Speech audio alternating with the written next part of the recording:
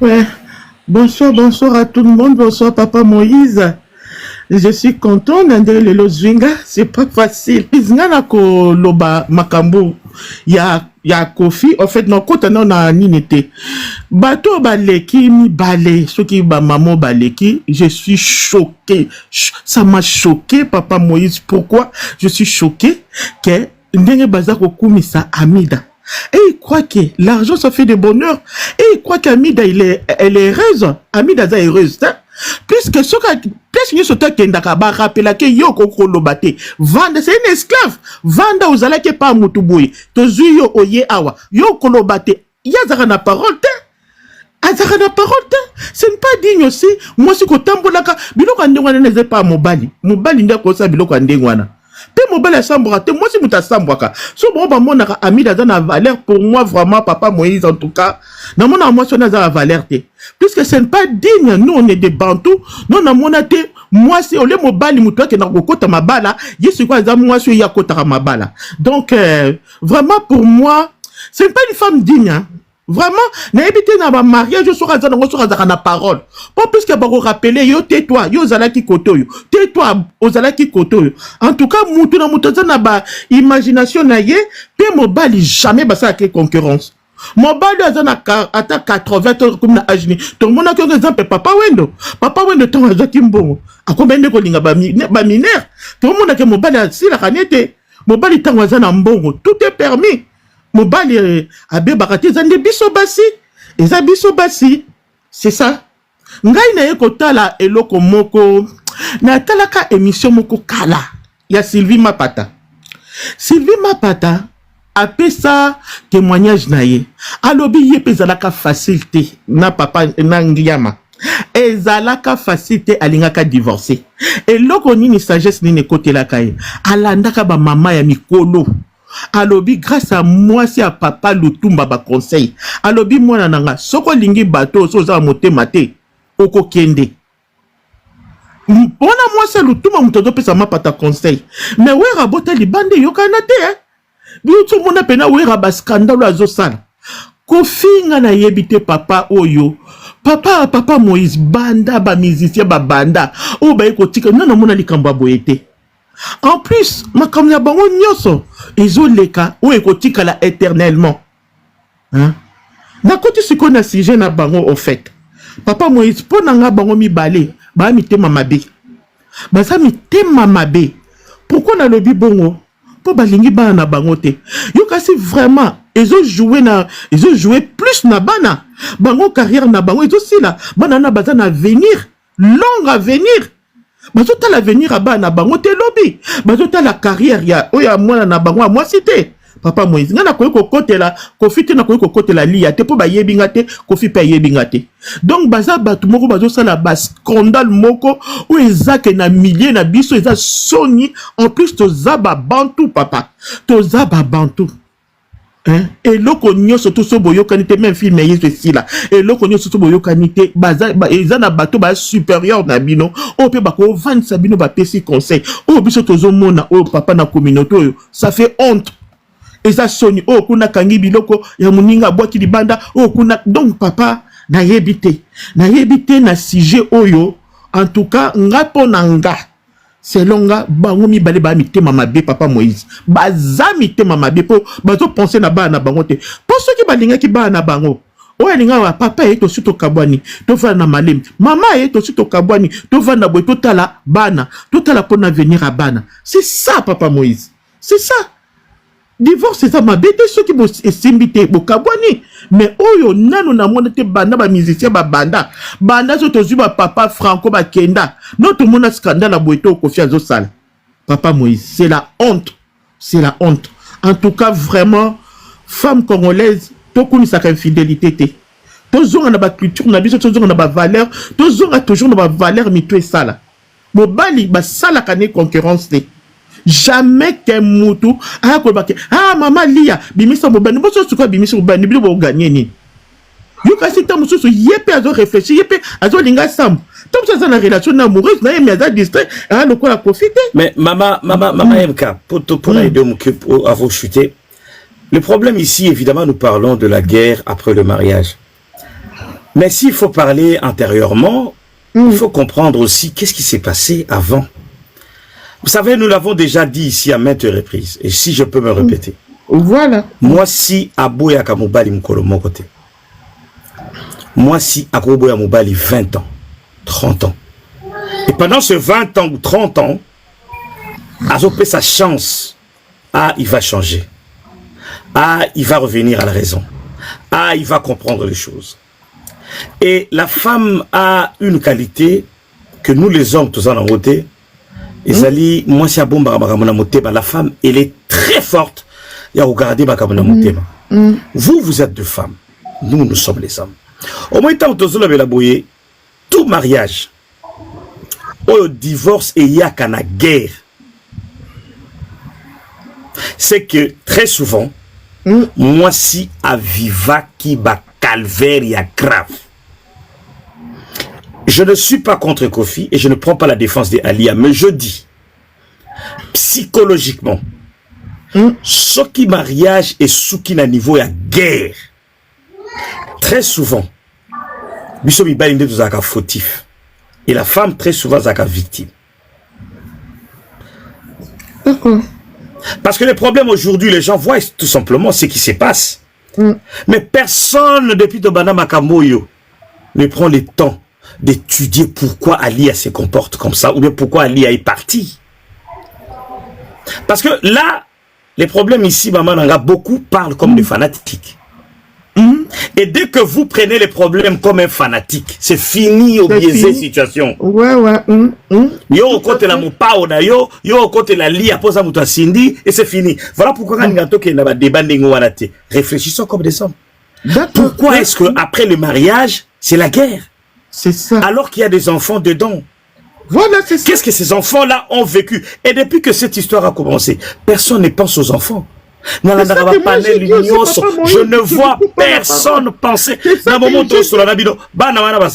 Quelle est leur situation? C'est ça que quel est leur problème? Papa Moïse. Vivre comment psychologiquement, mentalement. Personne ne pense à eux. Il y a quand même 3 enfants. Et ici en Europe, on parle déjà de familles nombreuses à partir de 3. À partir de 3, voilà. Mais Papa Moïse, c'est ça que j'ai dit. Bon, entre guerre oyo, bon, soit disons, on souhaite pas. Ceux qui m'ont moko passe, il est moko koufi, ça n'est ni bon balé. Tout ça, c'est choquant. Oh, bon, balé bazo salawana. C'est ça. Papa Moïse Nakolo, Merci beaucoup, maman Nangana Sepeli Mingi à la voix d'Ngungi. Yo, omoni à la voix d'Ngungi naturel, yango, yo, ya matakwa les lokuta. Merci, maman Nanga Carole. À la voix d'Ngungi, pas Moïse. Merci à maman, ma Carole, à la voix d'Ngungi. Solo, penza. Merci, na Sepeli ma Carole. Voilà, yo, plaisir. Papa Moïse, bon, allez-y, 1 minute comme ça, tu peux savoir la décomposition dans le balobité, allez-y. Oui, Papa Moïse Nakolo baboy, hein. Na bakisaka mwa moke na yo ki bandeko nyonso nde balobi. Papa ndengo lobi ke soki ndenge abimisi biloko asali mabe ou malamu. Ngana ko bakisa boy. So moni mama Lia agir boy, eza ral bol. Parce que bango se sous-estima qui est. Parce que toko landa vidéo mo mama Rifa loba eke guerre oyo zo luka. Est-ce que kango kitoko ya maquillage bango bakanisa ki lokola mama Lia akobanga bakanisa ki akobanga alors tant siko ba moni ke mama Lia te ava mwasi akosakanela te voilà pourquoi ministre bakoni ko agir lokola guerre mama Lia eza pe mwana Koto sa lokola Didiston azalaki te mama Lia nga suka wati parce que moi ça bal depuis mambo bandi aoloba te mazo ko agir quand même na mama mike ndenga bimisi biloko wana eza parce que bango pe bazo provoquer ye soki a craquer ye pe a réagir moi muke balobaka n'est-ce pas que non mabe na mutu akobanda mama Lia ayebi Kofi malamu Didiston ayebi Kofi malamu bayebi ke non soki to sali boy et ko soye soki to sali boy et ko toucher ye voilà pourquoi bango pe bazo zongisa alors Kofi yende mutu azalaka na sagesse. Comment est-ce qu'on se comporter pour makambo ici là parce que yende mutu aza star. Yé mutu aza star. Parce que bango pe na minute o bango. Maman MK, moi je vais juste poser une question pendant pour toujours là-bas. Est-ce que Maman Ali s'est déjà présenté comme ça devant le public avec un homme bras dessus depuis non jamais, c'est ça que c'est respect. C'est ça le problème. Maman Lia kosala ngote. Oui, c'est ça que je dis, c'est respect. Papa Moïse, to bossa na teke non, il y a femme dans femme. D'abord Maman Lia lobi te ka na posa mobile. Maman Lia lobi ta za posa mobile. Maman Lia peut-être ana posa na minito azala na kimia. Ana posa mobile. Eza maman mo auto loba, eza te ke olongwe na relation oyo directement OK na. Voilà, c'est ça que on dit. Ça peut maman Lia kanda yango wana parce que mais si on veut maintenant sans parti pris, si on veut maintenant sans parti pris, parler et dire clairement entre les deux sans parti pris, qui manque de respect à l'autre? C'est Kofi. C'est Kofi qui manque. C'est notre papa Kofi. À maman Lia. Oui, c'est notre papa. Déjà na maman si azaki ko assister. Je vous donnerai la parole Elon, ne vous inquiétez pas.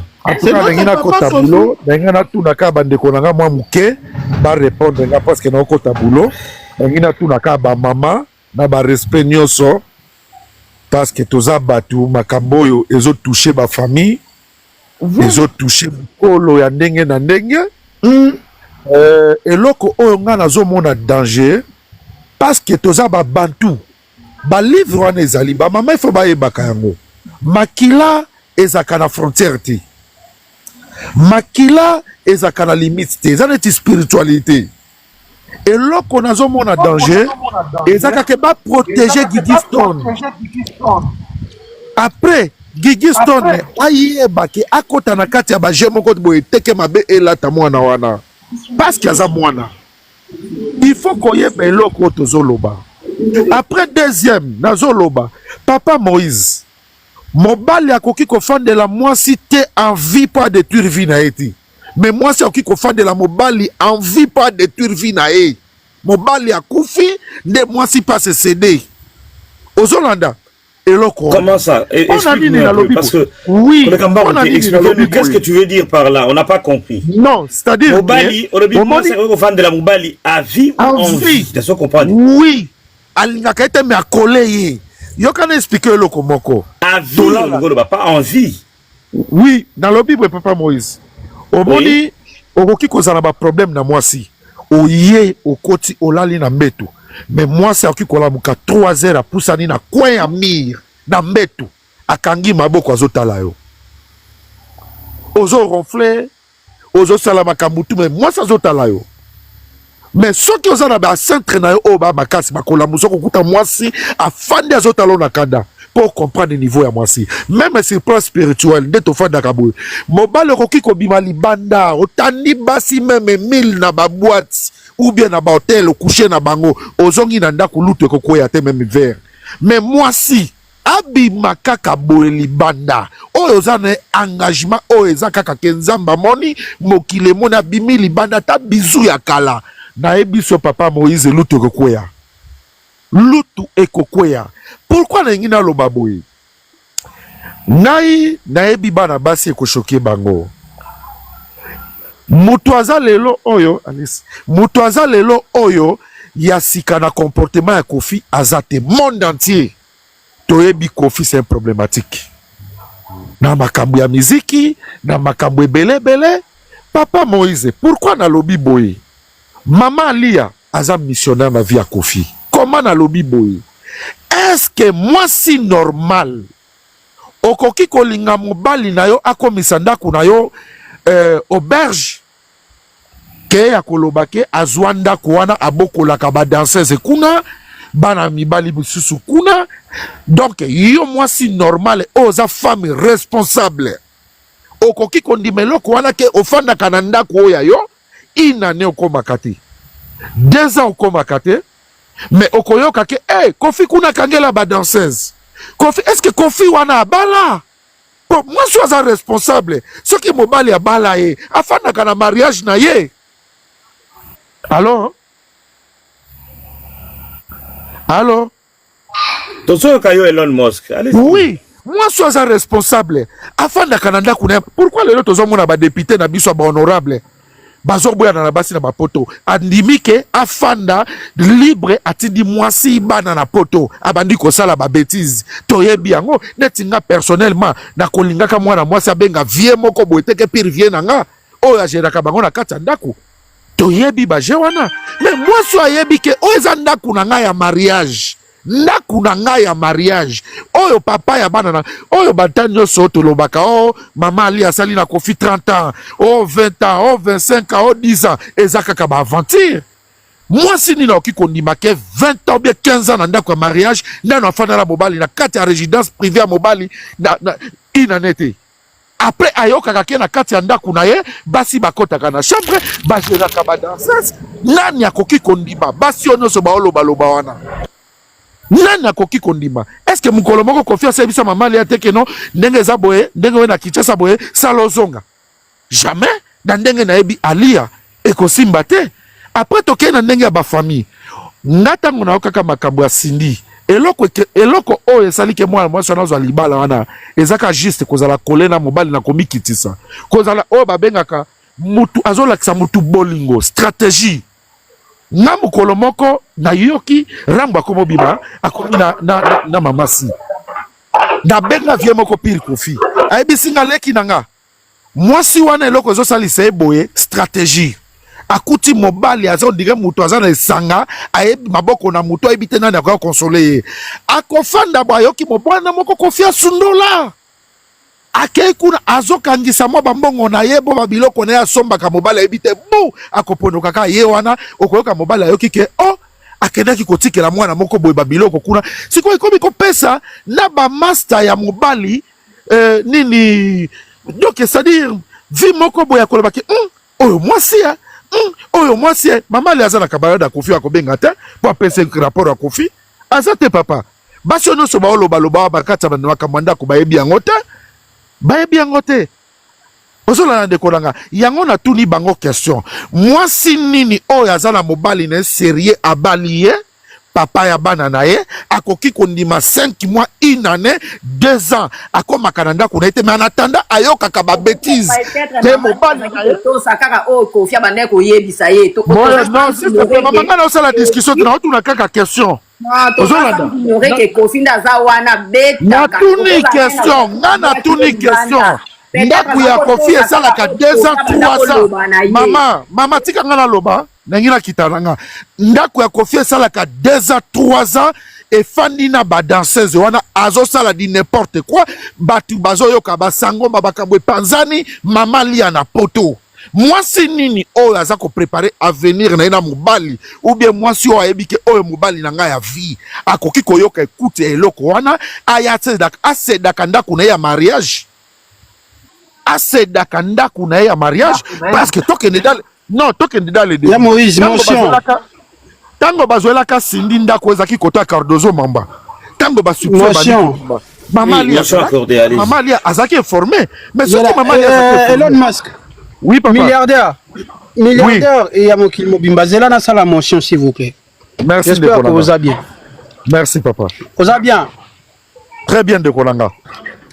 Bon live et Mati tous un milliardaire à na kati live papa nangai question yo posé moi sinini akotika libala na ye ndenge wana akende libanda oui moko papa akende libanda te oyokinga bien te moi sinini akotika ndako na ye ya mariage ayokaka ke mobali afandisaka alojaka bato na kati azosala na bango babétise me ye afandi na poto mwasi nini ndako na ye mama MK yoka nanu mama yo polo bia kofi abetaka bato abeta yo non te na ye pe mutu azoloba makambo bozela Elon Musk mama oui oui zela bozela nani bozela sala motion bino mibale mutu avana na kofi azate nina lia Maman M Kazolo Bakofi Betarabatou. Non, j'ai pas dit ça. J'ai dit que je connais ni Kofi ni Alia. Non, j'ai pas dit ça. C'est le monsieur. Maman lobité. Maman lobakité. Maman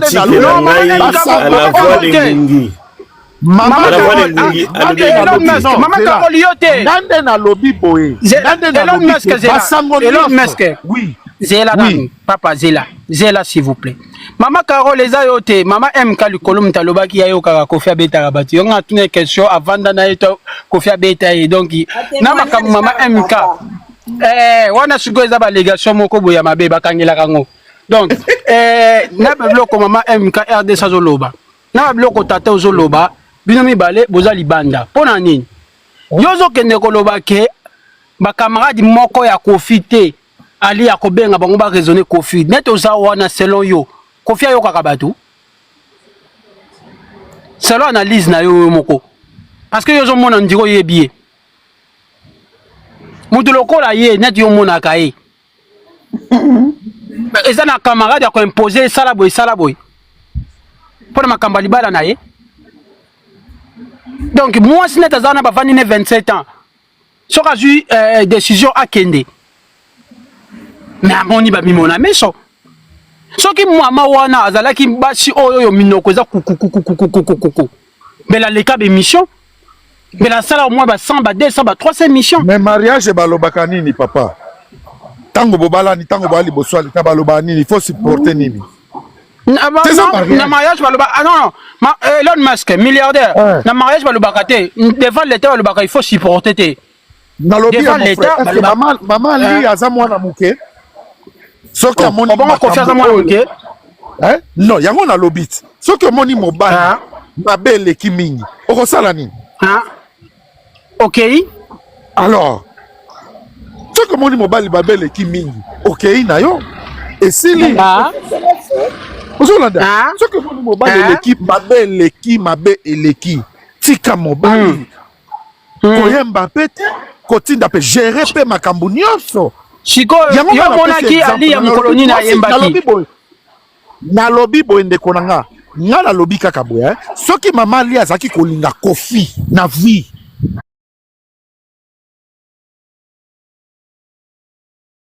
Viscéral envers les enfants de Kofi.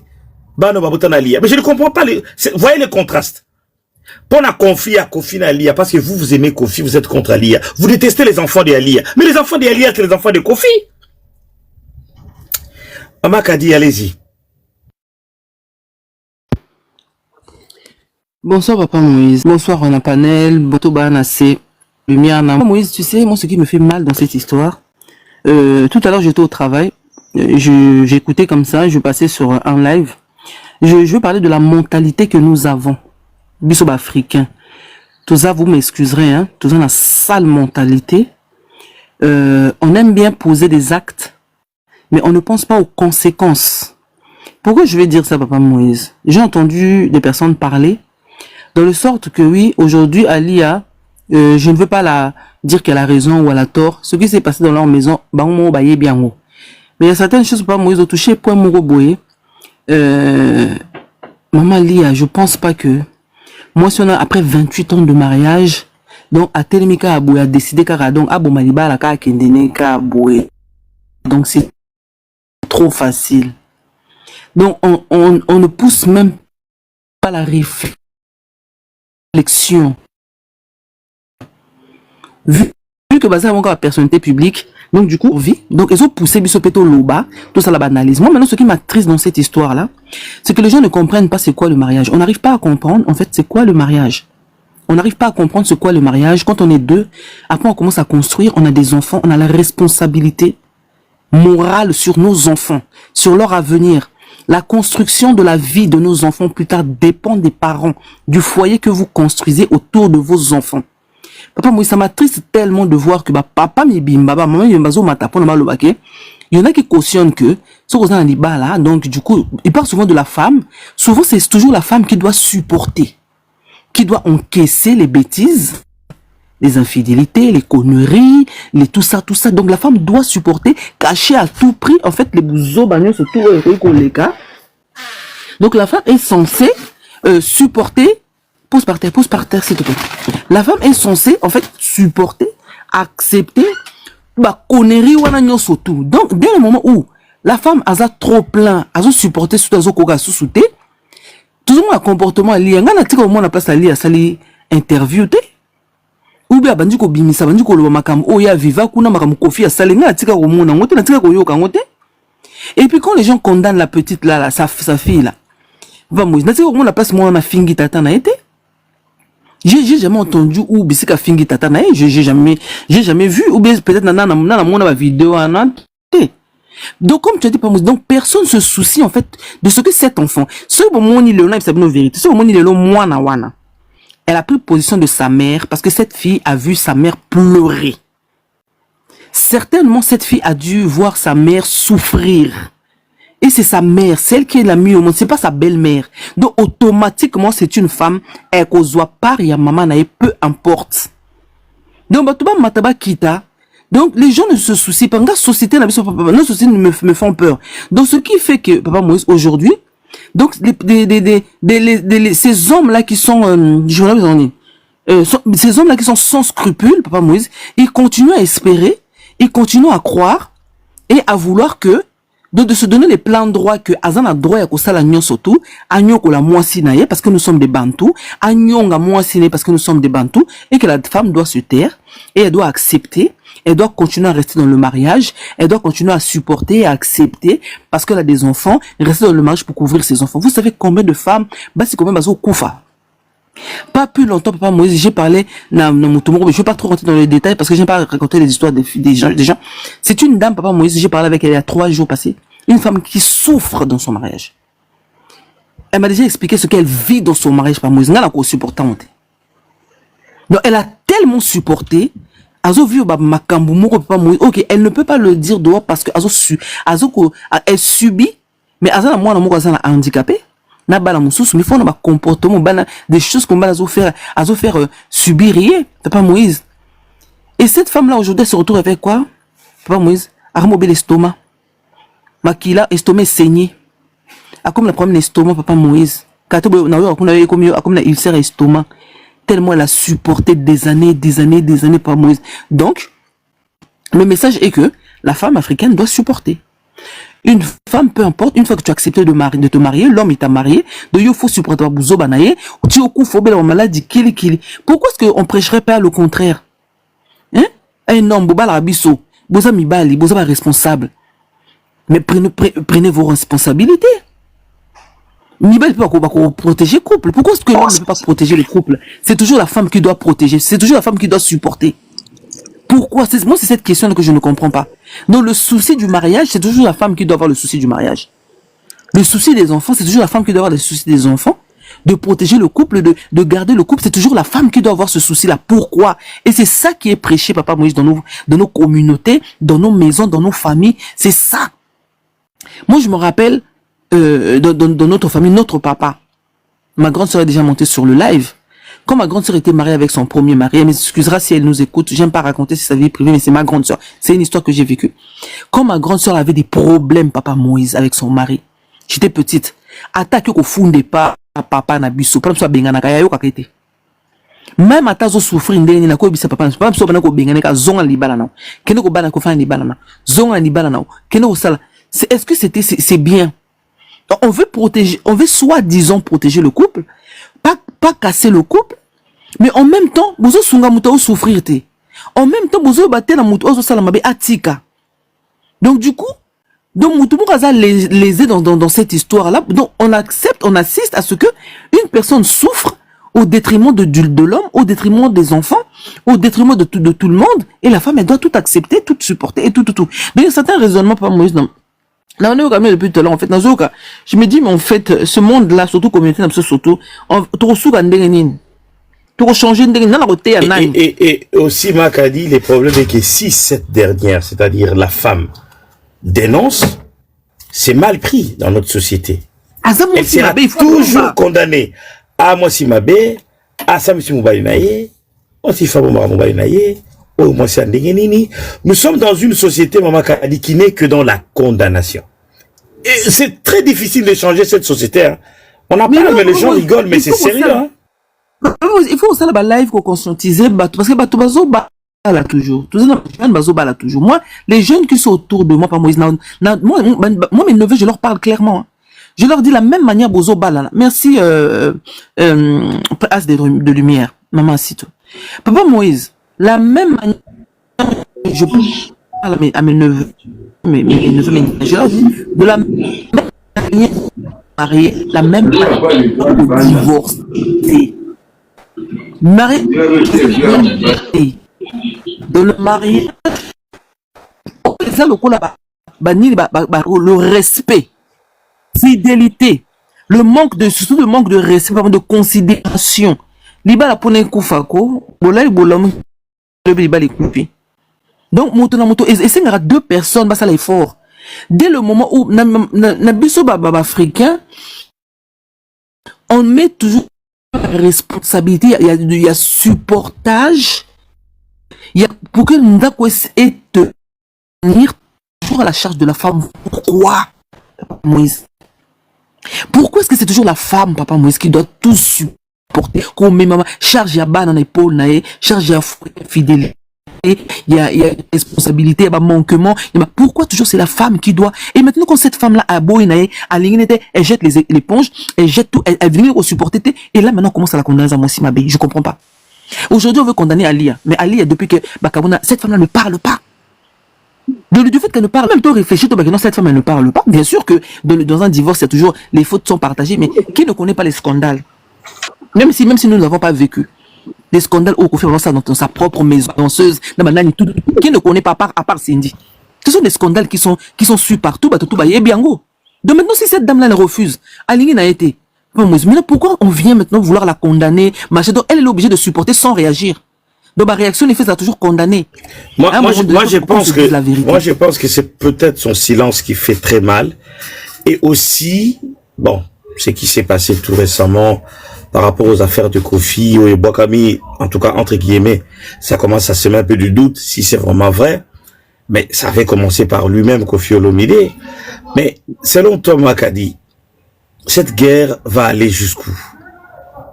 Parce que ça devient trop. Il y a une dame qui vient de monter là, elle nous a tout dit. Kofi na lia balingani na bango. Est-ce que vous comprenez? Kofi pour nanga, ils ont sûreté marme dans Zoloba. Kofi pour nanga, c'est un homme à femme. Et ce genre d'homme là, ça existe dans nos familles, dans nos communautés, au travail. Les hommes, ce sont des hommes à femmes. Ce sont des hommes qui aiment les femmes. À cause de moi, sinaï, aligné moi cinéma mais cette envie-là, vous, ce sont des personnes qui existent. Donc, moi, je pense que Kofi, ils ont des genres. Mais maintenant, à sali erreur, bon, à salarané yango, mais le problème, donc, est comme un chemin de non-retour. Donc, et ça, baby, c'est koto, donc, à Zapena Cindy, artistiquement, donc, à Monica qui a perdu moi, Sinaï, maman bananae, à côté qui a perdu Cindy, puisque Azo Soumaï côté musique, donc, il s'est mis au milieu, donc, il s'est résigné de rester avec Cindy, ou on analyse dans la sali, mais Kofi n'est pas na liya balinga ina bango. Parce que ngane na zabe so ninga na so mututé, papa, moi je t'ignore, hein. Au matano au kiti na o sel mamnuto, ou même au panzani so bi na occupé au temps. Nga so ça bimisi mutu na mutema na papa moi c'est. Ninga makasi. Que ce soit en amitié, en amour, tout. Mais tout ça na baye mutu. Ayo ouais. À tous non je m'en fous en fait, ça me fait ni franchement en fait. Voilà. Bango maman moi les cas tout à l'heure pas Moïse. Ali yana panu Kofi balinga ina bango parce que les comportements ya kozong sanaka ba makambu oyo salibo ya pas salibo salibo même dans le silence Ali ne parle pas mais balingani parce qu'ils se sont aimés, ça c'est sûr et certain. Balinga ina bango mais siko ba kozonga na ndenge nini par quelle occasion Kofi pe kuna na ba comportement tout ça ba challenge na bilobela na banzembo na makamnyoso. Donc du coup comme na niveau moko ya non retour. Donc ma bête les quoi ma sopagne imagine ma salité donc boro loro tandeni boro kabola ndenge ni le mal est fait au lieu de arrêter hémorragie comme ça à sa personnalité publique bamaloba moko son bamaloba moko ba raisonnement moko donc il parle des autres avec dédain avec azo kitsaba ninga donc tu sens que donc le monsieur il est plus là quoi donc il est perdu. Je suis vraiment désolé. Et moi j'ai l'impression que Kofi est vraiment perdu dans cette histoire là, Papa Moïse. C'est vraiment triste hein? Mais qu'on arrête de condamner surtout cette petite là. Donc parfois quand j'entends parler d'elle, ça me fait tellement mal parce que je vois bana bazala au centre. Tu sais, les enfants souffrent dans un foyer où le père et la mère ne s'entendent pas. Bana ba souffre, Papa Moïse. Les gens ne se renseignent pas. Vous se renseignera là-bas. Dans l'hôpital psychiatrique, il y a des enfants. Il y a des enfants dans l'hôpital psychiatrique en France. Bana baza est belé. Et puis quand vous allez regarder, les parents sont en guerre où les parents bazo divorcent. Aussi quand dans 77 hein Papa Moïse n'habite sur histoire wana moi moko en 77 on a assez jeté na nini na train moko se jeté na train à kufatika courir parce qu'elle a pas supporté les divorces. Une fille pendant ça mais pas maman langi moi la fille c'est la petite fille s'est pendue dans la chambre. La petite fille s'est pendue. Je connais cette histoire. Dans la chambre, mais parce qu'elle ne supporte pas le divorce de ses parents. Donc, tout comme tous là-bas responsable. Oui, j'ai entendu, oui. Allô? Oui, allez-y, mais ta connexion la bug, hein? Ta connexion n'est pas bonne, Kadi. La ville, la biso, Papa Moïse, bazo attaqué biso connexion ma bien ma casse. La lobby, donc 2 enfants, je connais déjà 2 enfants. Des parents, on doit réfléchir plusieurs fois.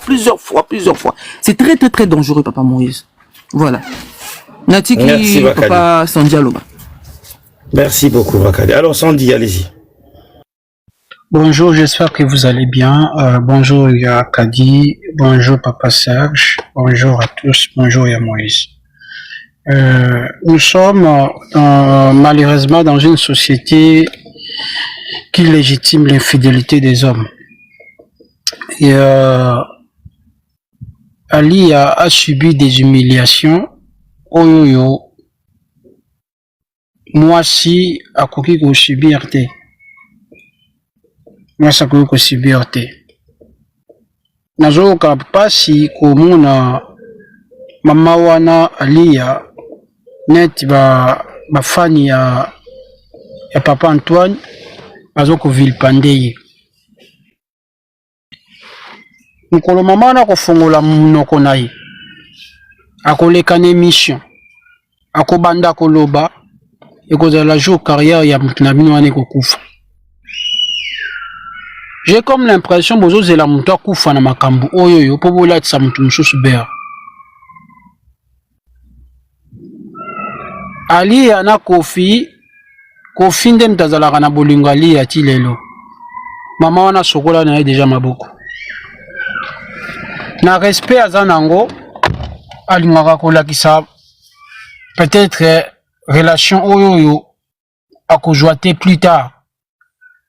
Bokanga date à lelo tozali le 25 juin 2025 mukolo mama Lia akoprésenter mobali batebele bakosala AVC batebele bakokufa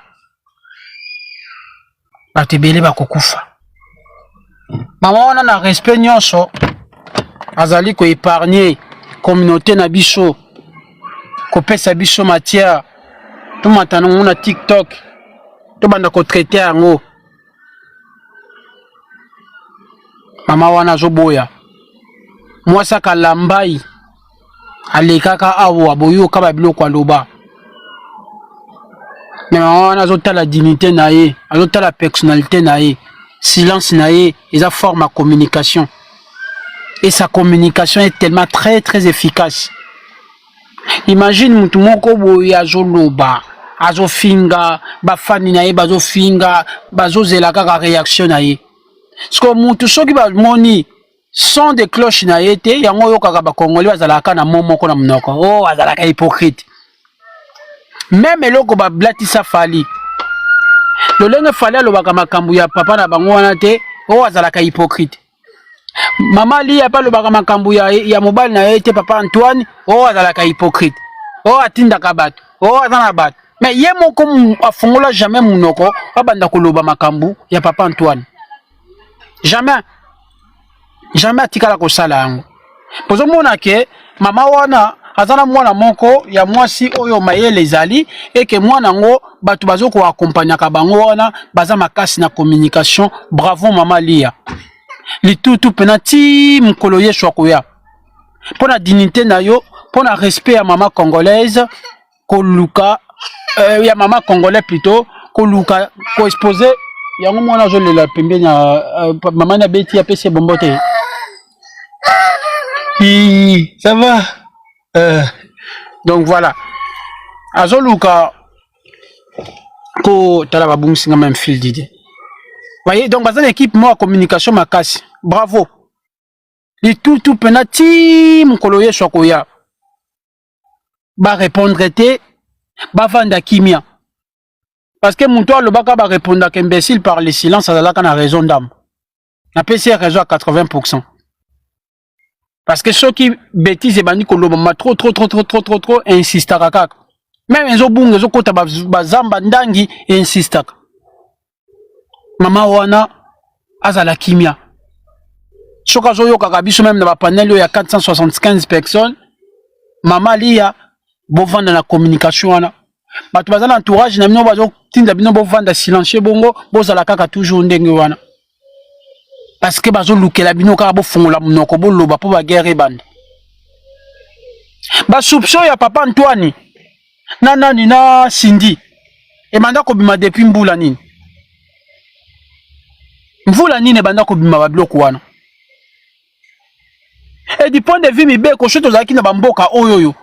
Eza déjà immoral ko kinoko bima na muntu asala ka epai na yo. Probité morale les athées. Makambo star papa Serge ezate star aza roite star aza nzambe te star aza muntu eloko wana argument star yango ezo sala ke to joie to longola to dissocier musique à muntu to sangsa musique à muntu na muntu. Il ne faut pas qu'on dissocie musique à muntu na muntu ye wana kaka muntu azo sala musique muntu ye wana ba bien belé les cas na bandine parce que ba puissant net baza wana comme azana likolo ba makambu to bando ko sala les singles ba limbisa yengo po za star. Et ça même narratif le maka en France. Ce qui moi il y a 18 ans 19 a fingi makambu ya ba muzulu awa a faire mon comme moi mila a finga ba musulman mais tala ba extrême droite ba le barani. Oh aza jeune fille azana na 18 ans 19 ans. Réduire responsabilité à par rapport à Ajinaï.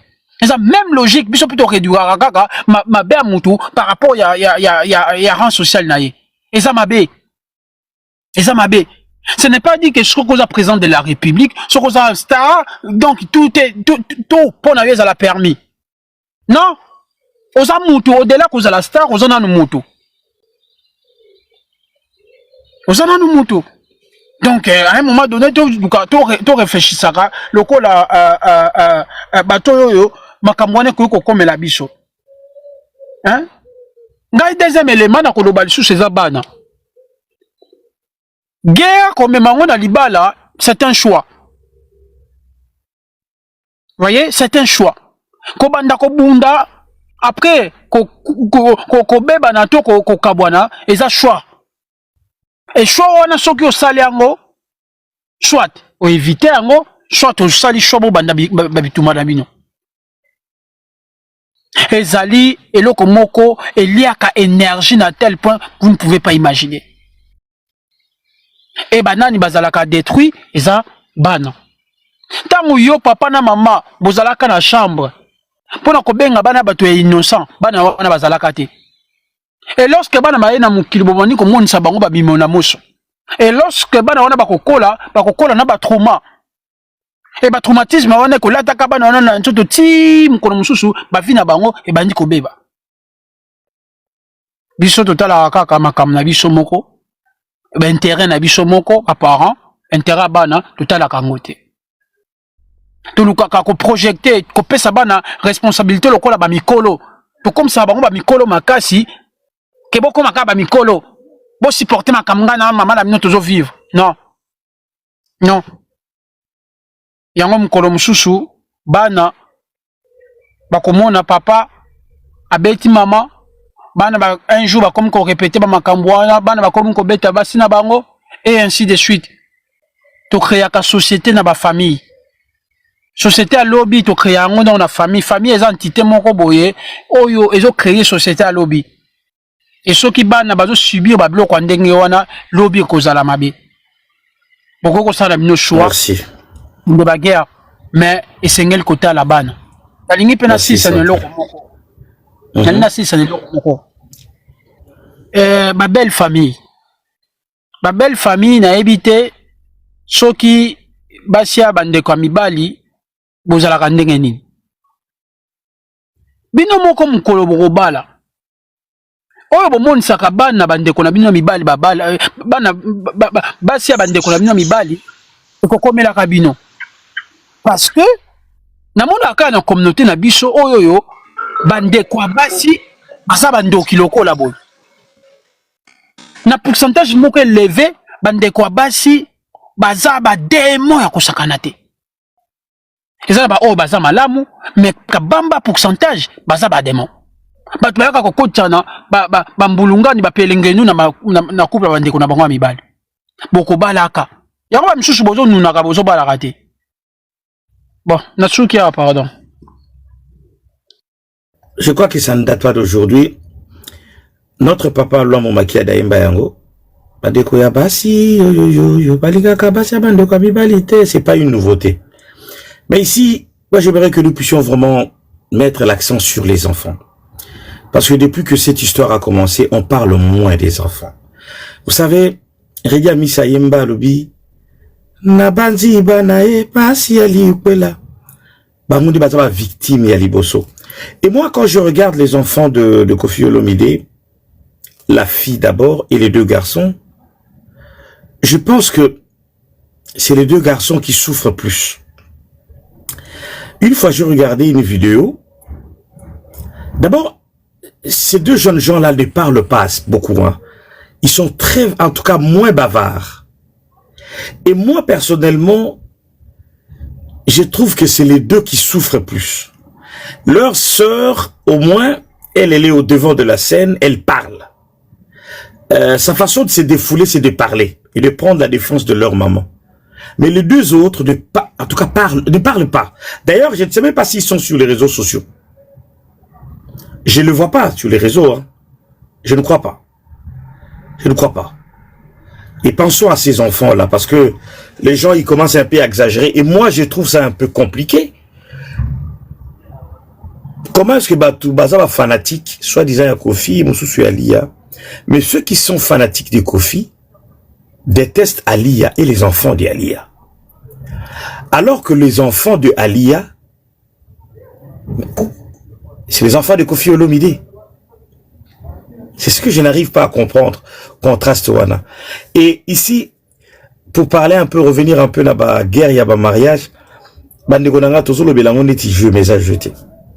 Et je fais toujours, quand je parle de ça, je parle à toutes ces femmes, à tous ces hommes qui souffrent et qui sont dans cette situation presque difficile et qui ont du mal même à trouver des solutions parce que ils sont là, ils vivent ensemble dans un même toit, mais déjà séparés, ils vivent plus ensemble.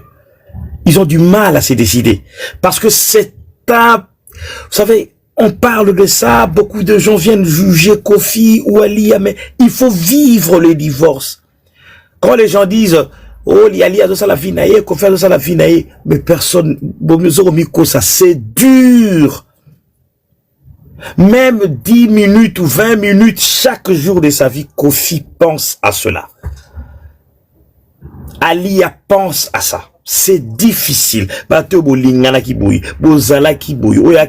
Ensemble aujourd'hui. Vous devenez des ennemis. C'est très difficile. parlons de ça avec beaucoup de réserve. Parce qu'ils ont jeté. Alors, il y a Bible. Ouvrez votre micro. Bonsoir, Papa Moïse. Bonsoir. Tout le monde.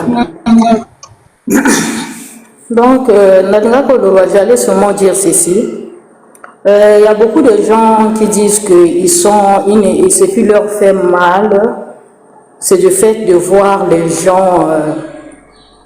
les gens condamnés à l'IA. Moi, ce que je peux conclure bien analyser par rapport à ça, les gens condamnent à l'IA, c'est parce que Alia elle-même, quand elle est venue dans le foyer, dans ce foyer, elle est venue par la petite porte. Elle-même aussi, elle était Tisa. C'est ce que les gens oublient. Maintenant, secondo, il y a des gens qui disent que non, pourquoi vous condamnez toujours la femme? La femme, elle a supporté, après, elle est fatiguée, elle est partie. Mais moi, depuis que j'ai commencé à suivre cette histoire fin 2021, je n'ai jamais vu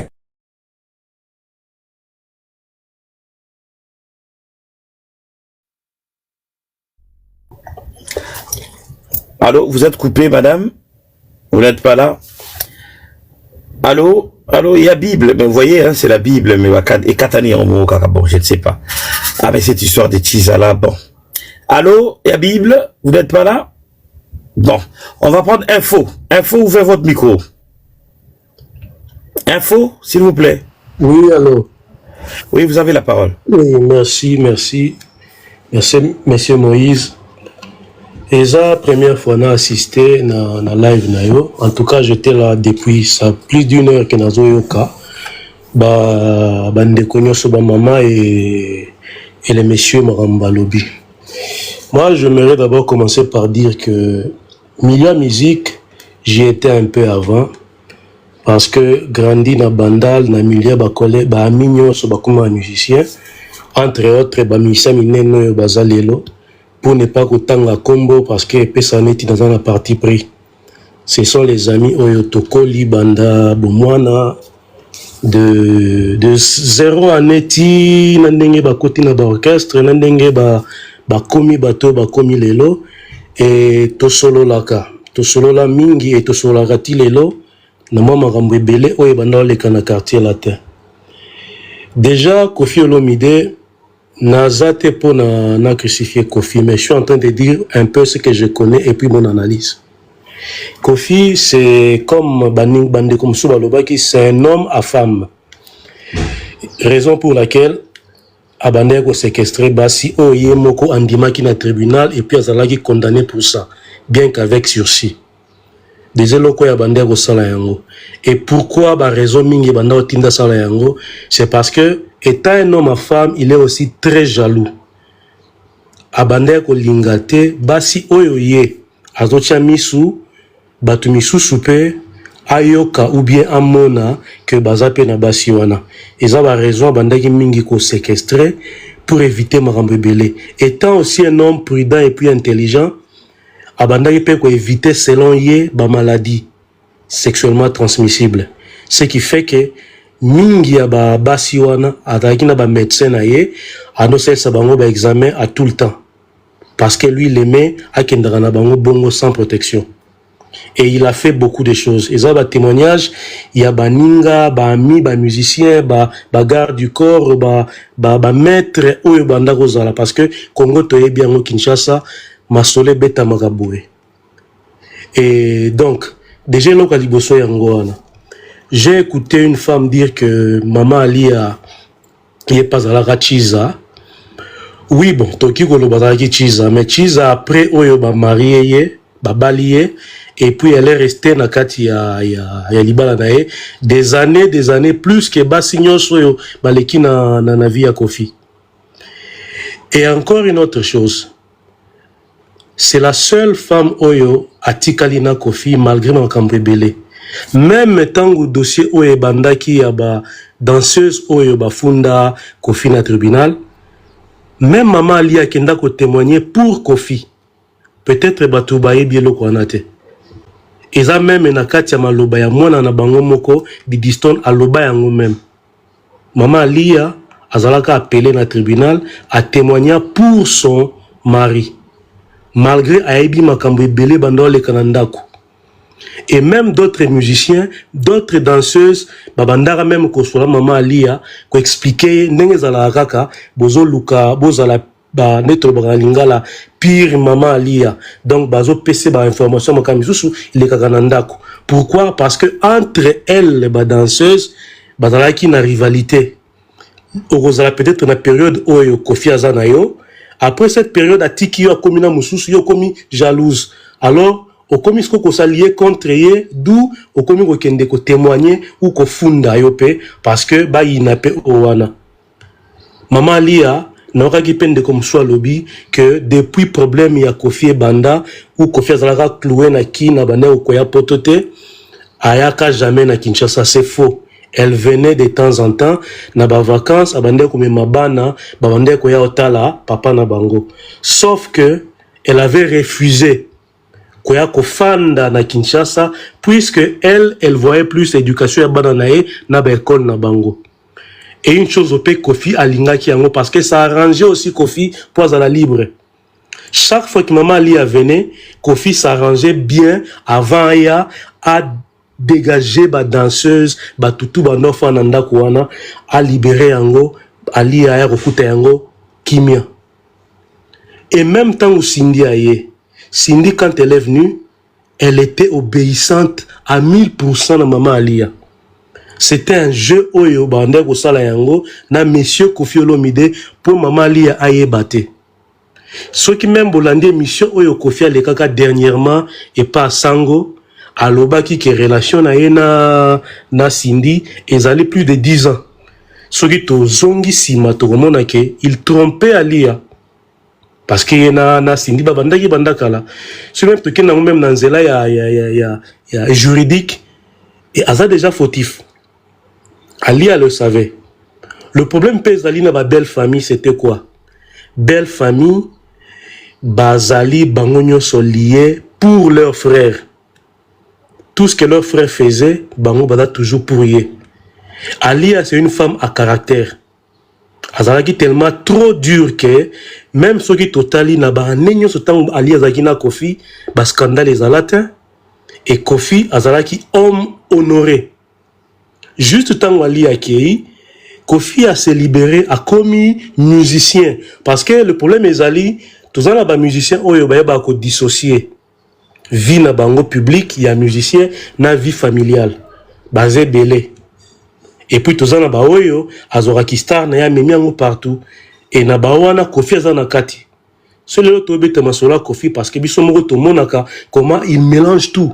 Il mélange sa vie privée, bananaye, azo kotsa bango ba makambo naye, azo yembela bango, ba musicien naye même au balongwe azo côte ça donne ba problème ba collègue né musicien ba aîné né même ya musique même donc il mélange tout parce que lui se considère star na nyonso, raison pour laquelle tout le monde qui est même ego tellement les cas qui est a kendara même ko beta danseuse na pays mususu ya batu misusu a beti sachant qu'ils ont un aéroport na lieu international et puis batu bazo filmer mais il s'en fout à sala yango parce qu'il se considère star partout.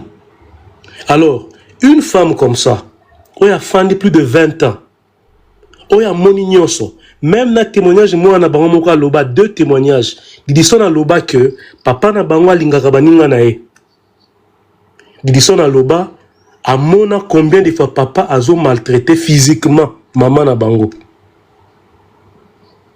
Alors, nyoso na maman a zo supporter a loba kate.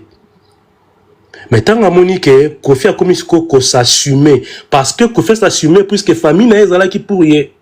Ba sœur à Kofi, ba frère à Kofi, même ba parents à Kofi. Et dernièrement Kofi mon cas témoignant kiango tant que na tombe ya papa à lobinini. Mon papa me disait que gardez-moi na moi c'est au bien. Si c'est réellement papa lobaka yango d'où il ngo la que papa zala rapé pour moi nae. Alors, dans tout ça, femme aux hommes monake, yo zali femme légitime, mais belle famille zali pour ndekona bango.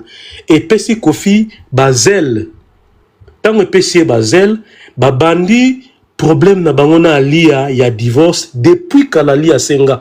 C'est Kofi qui ne voulait pas. Alors, Kofi attends, moi je vais moi je vais savoir parce que tout le babongo. Oui. Pourquoi alors cette animosité aussi aiguë de la part de frères, sœurs, parents de Kofi Olomide envers cette femme? Moi, donc, ce que tu réfléchis, est-ce que Azaki peut m'abêter? Pourquoi? Parce que d'après l'explication Pessi, on comprend bien que, d'ailleurs, on voit ça aujourd'hui avec la sœur de Kofi. On voit bien que famille à Kofi, en tout cas, Batika n'a jamais connu moi si OET. Pourquoi? C'est son comportement, sa façon d'être. Pourquoi alors? Oui, il y a deux choses. Il y a le comportement de la femme et il y a aussi la célébrité et puis la richesse de Kofi Olomide. Kofi, il est le seul Oyo à émerger et à zosunga famille naie. Bison sotoyebi na ba africain, même en la mindele pe na ba famille, surtout moi je suis en Italie. Bazali na comportement un peu le ko la biso ba africain. Muto a émergé ba tout bazaka na sima nae. Sora lobi a binon suboke na a. D'abord ça, ils ont compté la famille à Kofi. Parce que Kofi a yemo comme muto abima et a qui na soutien total ya maman na bango. Il y avait que deux personnes wana. Kofi et maman au bazaki na ba moyen. Et Kofi, je dis ça par rapport à ma témoignage de Baninga Ebele. C'est un homme arrogant, même envers Bandekonae, dans le langage. Alors, même dans maman nae, il se permettait à koloba oye bimelae, oye komelae, oye na mutu bien na munoko. Mais puis après, c'est Adam Muto a yebi kosenga pardon, ko lukake olimbisae. Donc, il a un peu nyo son ami balé. Et il y a une chose, la deuxième chose aussi, c'est le comportement de Alia. Maman Alia a une femme pas facile. A se laissé dans la famille. Ce qui fait dans le bagi liboso que tant que maman Alia Zalaki, Kofi Zalaki droit. Même à deux fois, tant que maman Alia bando yana ba concert. Ce qu'il y a concert, Cindy a combattu dans concert. Dernièrement, avant banda au Kabwana. Tant déjà Zalaki au courant de magamunyoso.